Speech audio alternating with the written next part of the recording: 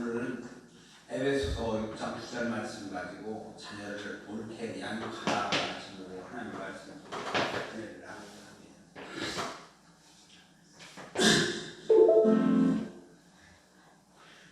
아이들을 키우는 일은요, 연날리기와 비슷한 면이 많이 있습니다. 연날리기를 위해서 우리가 얼마나 많이 애를 씁니까? 연이 잘 뜨지 않기 때문에 바람을 타고 연이 하늘 위로 올라갈수록 연을 붙잡고 달리기도 하고 갑자기 서기도 하면서 방향을 바꿔보기도 하면서 온갖 노력을 다 합니다. 드디어 연이 하늘로 올라가기 시작합니다. 그러면 우리는 신이 나서 씨를 풀면서 점점 더 높이 날아갈 수 있도록 합니다. 높이 올라가는 연들을 우리 더 기뻐하면서 더 신이 나서 씨를 풀고 또 풉니다. 저 높은 하늘에 휘날리는 연을 보면서 우리는 너무나도 기뻐하고 자랑스럽게 여기는 것이 연날리기의 모습입니다. 그러다가 그만 툭 하고 연이 끊어집니다. 더 이상 부모의 영향력 아래 있지 않는 게 되는 날 반드시 찾아오는 겁니다. 우리가 자녀를 열심히 키우지만 부모의 영향력에 있지 않도록 멀리 자녀들이 떠나가는 때가 있습니다. 자녀라고 하는 연을 점점 더 멀리 그리고 높이 날아갑니다. 어차피 그 줄은 끊어지게 그러다가 그 줄이 끊어지는 한이 있어도 내가 이미 그 아이들에게 전해준 성경적 가치관이 있다면 별로 걱정할 필요가 없습니다. 그렇다면 우리는 자녀 교육을 주님 보시기에 제대로 했다고 겸손하게 간증할 수 있게 되는 것입니다. 그 신의 줄이 끊어진다 해서도 기도의 줄이 우리 사이에 있기 때문에 안심할 수 있습니다.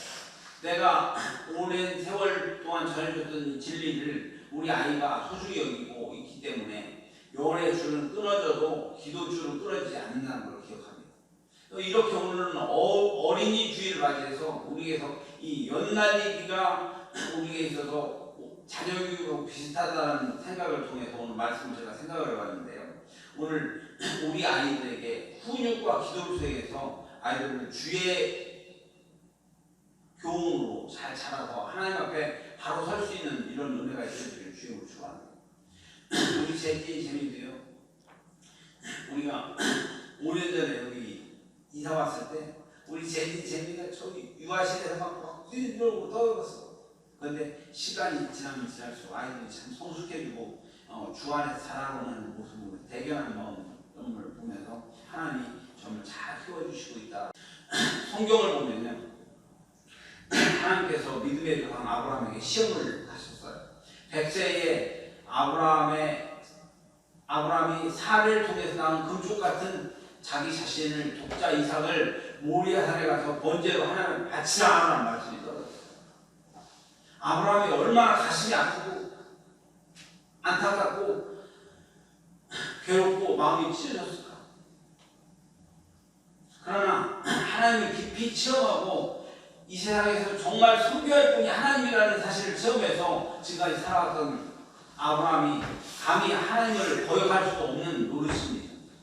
오늘 히브리서 11장 19절 보니까 그가 하나님이 능히 이삭을 죽은 자 가운데 다시 살리실 줄로 생각한지라 기록하고 있습니다. 비유컨대 그는 죽은 자 가운데 다시 사는 데서 도받은 것이다라고 말씀하고 있습니다.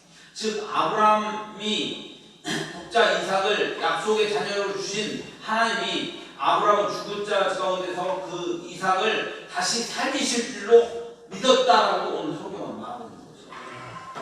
철저히 하나님을 신뢰하는 아브라함이 금지 오격 이삭을 하나님께 바치기 위해서 이삭과 함께 모리아산에 올라갑니다.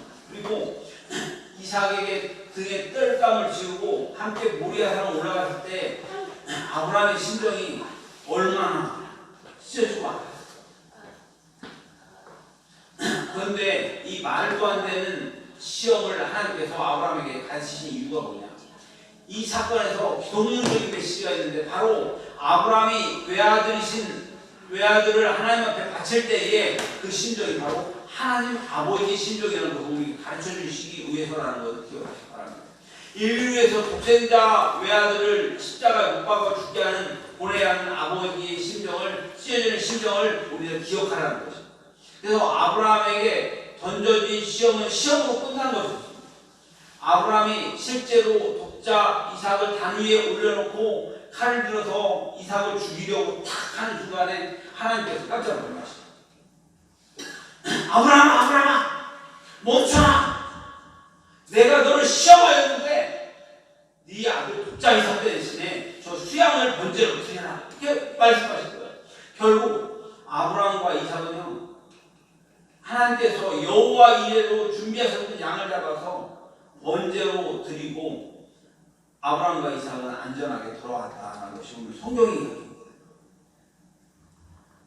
이 말씀을 통해서 거룩한 상상력을 유추할 것은 이삭은 아버지 아브라함에게 그리고 하나님 아버지께 죽기까지 순종했었던 반듯한 청년으로 이삭이 자라났다는 것입니다.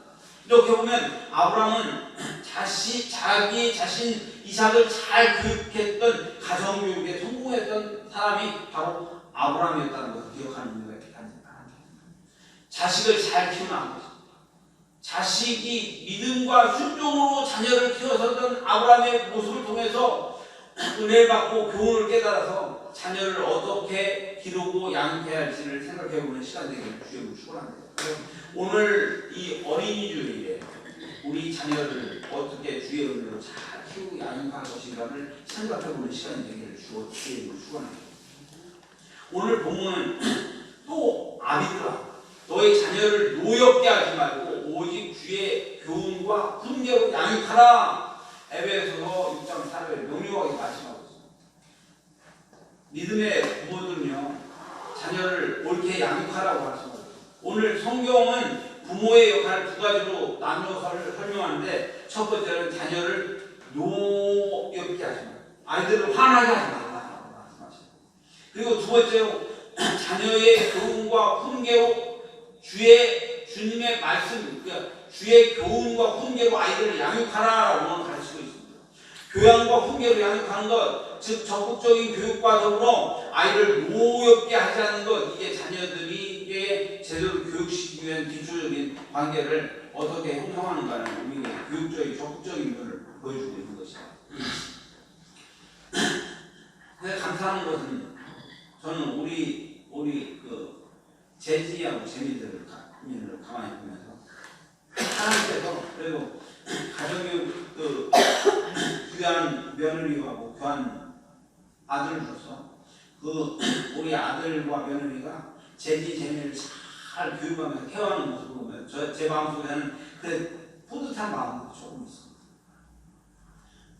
그래서 중요한 것은 아이를 더 주의 은혜로 양육해서 아이를 잘 키워서 하나님 나라의 큰 일꾼이 될 수 있도록 아이들을 교육했으면 좋겠다는 마음이 있습니다. 어린아이일 때 부모로부터 받았던 교육은 아이 평생을 좌우한다는 사실을 연구하면서 오늘 말씀을 생각합니다. 오늘 여기서 노엽게 한다는 말은 분노로 가득 차도록 자극한다는 말입니다. 확실히 이 세상에 자녀로부터 상처를 받았던 부모도 있지만 부모로부터 상처받는 자녀들도 많이 있습니다. 그런데 이 중에서 후자가 부모로부터 자식들이 상처받는 더 많이 불행하다. 왜냐하면 부모들은요 인생을 많이 살고 남은 날이 아직도 얼마 되지 않기 때문에 다른 사람에게 미치는 영향력이 적을 수도 있습니다. 그런데 부모님은 이미 성장했기 때문에 자녀로부터 상처가 견디기 힘든 고통이 있지만 그 사람 자신을 망가진 사람도 바꾸지는 않기 때문에, 그러나 자라는 자녀들이 부모님으로부터 상처를 받거나 나쁜 영향을 받으면 그 어린아이들의 일생에 큰 영향을 미치기 때문입니다. 그래서 우리는 온 인생에 있어서 나의 가족, 그 결혼, 그리고 심지어 그 낳게 된 자녀까지에 대해서 많은 사람들에게 지속적으로 피해를 준다는 생각을 하면서 오늘 자녀를 옳게 양육하고 잘 키워서 아이들이 상처받지 않도록 잘 키워나가야 한다는 걸 깨닫는 은혜가 간절합니다. 그렇다면 자녀를 어떻게 양육해야 합니까에 대해서 생각을 해보려고 하는데, 자녀를 무섭게 하지 말라는 말씀을 생각을 해보려고 하는데, 중학교 2학년 아이가요, 인터넷에 보니까 밤 11시가 되어서 집에 들어오지 않습니다. 전화를 받지 않아요. 밤 12시가 되어서 집에 들어오기 때문에 왜 연락도 없이 이제 들어와! 또 하고 있어요. 얼마나 걱정했는데. 그랬더니 오히려 아이가 반항하면서 내가 언제 들어오든 엄마가 왜 간섭을 해야? 라고 그렇게 막 따집니다. 우리 재진 재민은 그렇게 하면 안 되는 거죠. 내가 늦게 들어오더니 왜 간섭을 해요? 그런 거 맞지? 근데 그 아이에게 화를 내니 내가 잘못했냐? 부모에게 이런 얘기도 못하고 내가 부모인데 이런 얘기도 못하냐? 오늘 아침에 학교 가라고 아이를 깨웠더니 졸리다고 왜 다 깨우냐고 짜증을 냅니다. 아이를 짜증나게 했으면 그럼 아이 깨우지 말아야 됩니다. 에베소서에 나오는 자녀를 노엽게 하지 말라는 말은 이런 차원입니다. 잘못하는 것에 대해서 잘못했다고 가르쳐야 하고 버릇없는 것에 대해서는 교양과 훈계로 그리스도의 말씀으로 잘 양육해야 한다는 뜻이라는 걸 기억하면서 우리가 자녀들이 화를 내는 데는 엄청난 여러 가지 이유가 있는데요. 첫 번째, 전두엽이 잘 발달되어 있잖아요. 우리 내부는 전두엽 아는 전두엽? 전두엽이 전두엽이 발달되지 않아서 편도체가 더 활성화되어 있어서 그래서 사람의 뇌에는 전두엽과 편도체라고 보이는데 전두엽은 자극을 사실대로 받아들이고 합리적으로 생각하고 이성적인 판단을 역할하는 게 전두엽입니다. 그런데 이 편도체는 감성적으로 상황을 인식하고 감정적으로 행동하는 경향이 있습니다. 그래서 전두엽이 덜 발달되고 편도체가 더 활성화되어 있기 때문에 두려움과 공격성과 충동성이 있기 때문에 화를 잘 내는 원인이 아이들에게 있다는 걸 기억하기 바랍니다. 그래서 부모의 책임이 아닌데도 그들의 특성 때문에 노하게 되는 경우도 있는데 아이들이 그런 때이기 때문이라는 걸 기억하면서 때로는 좀 모른 채도 하고 내버려 두기도 하고 이러면서 이 아이들을 잘 이해하는 이런 것이 우리에게 필요하다는 것을 기억하시기 바랍니다. 두 번째, 근데 부모가 원인이 돼서 자녀를 노하게 하는 이유가 있는데 첫 번째, 부모가 자녀의 기본 욕구를 충족시키지 못할 때 그러니까 아이들의 생리적인 욕구 뭐 이런 것이 있을 때 아이들이 화가 날 수 있어요. 먹든지 자든지 물리적으로 편하는 것 바로 생리적인 욕구인데 아이가 배고프거나 잠이 부족할 때 그 기저귀가 젖었거나 그럴 때 울기도 하고 짜증을 내는 것처럼 자녀들은 점점 더 이 욕구가 충족되어야 하는데 이 부분은 생리적인 욕구를 좀 더 잘 케어해서 아이의 안정감을 누릴 수 있도록 하는 것이 부모의 역할이라는 걸 기억하면서 그래서 우리 재민이가 아무튼 그 욕구를 잘 충족해서 잘 키우고 있는 거에 감사하는데 애가 편안하냐 아니면 불편하냐에 따라서 아이들이 이 반응이 나타나는데 오늘 두 번째, 부모가 자녀에게 본이 안 될 때 아이들이 억울할 때 화가 납니다. 부모가 일방적으로 아이들에게 요구하는 것이 있습니다. 말을 공손하게 하는 것, 또 신앙생활을 잘하는 것, 돈을 아껴 쓰는 것, 공부 열심히 하는 것 이런 것들인데 부모가 그렇게 하지 않고 심지어 부모는 막 스마트폰을 보면서 야 너 스마트폰 보지 마! 이러면서 막 이렇게 하는 거예요. 부모가 자식에게 분이 안 될 때 오히려 부모는 이 아이러니하게 돼요. 부모는 스마트폰을 끼고 하는데 신앙생활을 제대로 못하면서 내 아이가 신앙적으로 자라기를 원하는 거예요. 이것은 그래서 우리의 모습이 부모가 모범이 되어서 아이들에게 교훈이 될 수 있는 그런 모습이 우리에게 필요합니다. 그럼 부모가 어떻게 자신을 잘 양육해야 하는가? 첫 번째, 자식이 화를 내는 이유를 잘 분별해야 해요. 성장 과정에서 자연스러운 것 아니면 부모가 해결할 수 있는 것인지를 잘 분별해야 돼요. 특히 부모가 본인이 되지 않으면서 아이들에게 요구하는 것들을 보다 바꿔서 그래서 제가 생각하는 게 우리 자식들에게 가슴이 아픈 부분이 있어요. 재민이 신앙생활 잘해, 교회 잘 나와 이렇게 얘기하는데 부모님들이 교회를 못 나와요. 그러니까 내가 모범이 되어서 제니도 그 부모님도 함께 이렇게 예배드리면서 하나님께 영광을 보이는 모습들이 보여지기를 바랍니다. 근데 주의 교훈과 훈계를 양 오늘 말씀을 통해서 자녀들을 노하지 않게 하고 교훈과 훈계를 양육하라 하신 뜻을 기억하면서 바로 우리 자녀들이 이 땅에서 행복하게 살기를 원하는 마음대로라는 것을 기억하시면서 우리 부모들이 우리의 마음을 하나님의 마음을 닮아서 자녀들을 무섭게 하지 말고 그들의 마음을 행복할 수 있도록 가정을 주님이 다스리시는 하나님과 될 수 있도록 인도해야 된다는 걸 기억하는 은혜가 주님으로 축원합니다.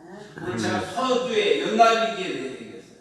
우리 아이들이 자녀가 기도하는 마음으로 잘 양육하고 훈육되고 양육되기를 우리가 기도해야 돼요.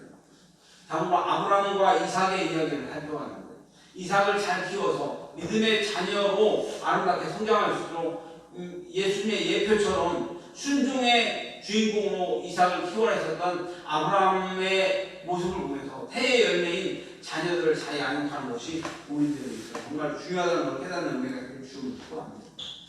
오늘 본문을 보면 아이들아 내 자녀를 노엽게 하지 말고라고 말씀하시면서 교훈과 훈계로 잘 양육하라고 하신 말씀을 기억하면서 오늘 아이들을 어떻게 양육할지가 이제 생각하면서 먼저 자녀를 노하지 말게 하라는 말씀을 통해서 커가는 이 과정에서 이 아이들을 잘 양육하는 것이 우리가 필요하다는 걸 생각했고요.